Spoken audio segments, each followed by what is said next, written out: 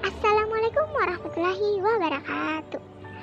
Halo sahabat pintar, kembali lagi dengan saya Putri Wahyuni di sini. Saya akan membahas materi seputar bahasa Indonesia. Kali ini saya akan membahas materi tentang teks anekdot. Tak usah lama-lama lagi, yuk kita bahas materinya.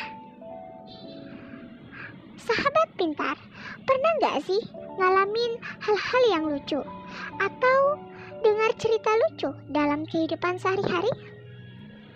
Saya akan memberikan satu contoh cerita lucu pada sahabat pintar yang berjudul Aksi Maling Motor Tertangkap CCTV. Seorang warga melapor kemalingan. Pelapor, "Pak, saya kemalingan." Polisi, "Kemalingan apa?" Pelapor, "Motor, Pak, tapi saya beruntung, Pak." Polisi, "Kemalingan kok beruntung?"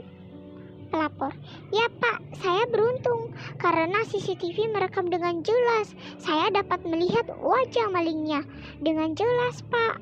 Polisi, "Sudah minta izin malingnya untuk direkam belum?" Pelapor, "Belum, Pak," sambil menatap polisi dengan penuh keherangan. Polisi, "Itu ilegal. Anda saya tangkap ya." Pelapor hanya bisa pasrah dan tak berdaya. Nah, itu dia cerita yang berjudul Aksi Maling Motor Tertangkap CCTV. Berdasarkan contoh yang sudah disampaikan, maka definisi dari teks anekdot adalah teks yang berbentuk cerita yang di dalamnya mengandung humor sekaligus kritik. Karena berisi kritik, anekdot sering bersumber dari kisah-kisah faktual dengan tokoh nyata yang terkenal. Anekdot tidak semata-mata menyajikan hal-hal yang lucu ataupun humor, akan tetapi terdapat pula tujuan lain di balik cerita lucu itu, yaitu berupa pesan yang diharapkan bisa memberikan pembelajaran kepada halayak. Adapun fungsi tes anekdot sama dengan tes-tes cerita lainnya, seperti cerpen ataupun novel. Anekdot berfungsi untuk menyampaikan sebuah cerita baik fiksi maupun non-fiksi, sehingga pembaca seolah-olah menyaksikan peristiwa yang diceritakan itu. Hanya saja, dibandingkan cerita lainnya, anekdot memiliki kekhususan, yaitu mengandung unsur humor ataupun unsur lucu.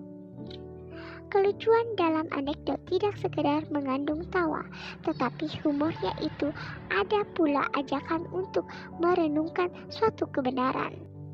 Di dalam tes anekdot memiliki struktur, yaitu ada 5. Yang pertama, abstraksi. Kedua, orientasi. Ketiga, krisis atau komplikasi. 4, reaksi. Dan yang terakhir, koda. Sahabat pintar, saya akan menjelaskan satu persatu struktur tes anekdot. Mulai dari yang pertama, yaitu abstraksi.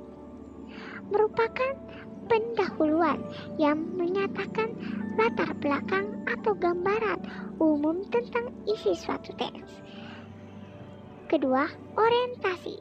Bagian cerita yang mengarah pada terjadinya suatu krisis, konflik atau peristiwa utama dalam pada bagian ini yang menjadi penyebab terjadinya krisis. 3. Krisis atau komplikasi. Bagian dari inti peristiwa suatu anekdot. Pada bagian ini adanya kekonyolan yang menggelitik dan mengundang tawa. 4. Reaksi.